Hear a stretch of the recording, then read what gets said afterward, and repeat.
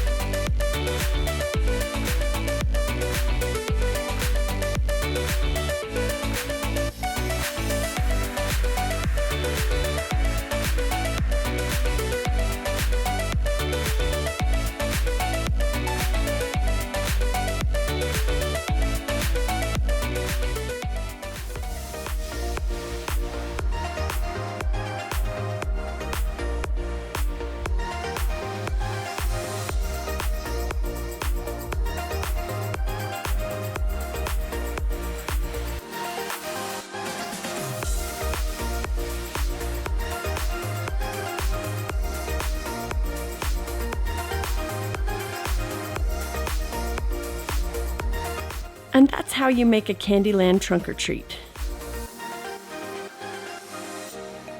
To save on money, my #1 tip is make things yourself.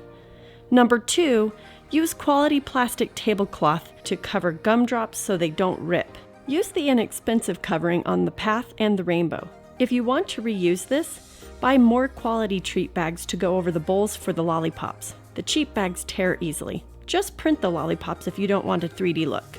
#3, make Lord Licorice. Draw or print the face. Add a cape, add a hat, and you have a large decoration piece for your Candyland trunk or treat. #4, if you want to reuse this, cut 12 by 12 inch squares out of MDF hardboard and paint them with acrylic paint. Spray a clear coat to make them last longer. #5, make a Candyland Plinko board to give treats to the trunk or treaters. This isn't a money-saving tip, but the kids will love visiting your trunk. For a video on how to make a Candyland Plinko board, or to see how to make a life-size Candyland party, check out the links in the description.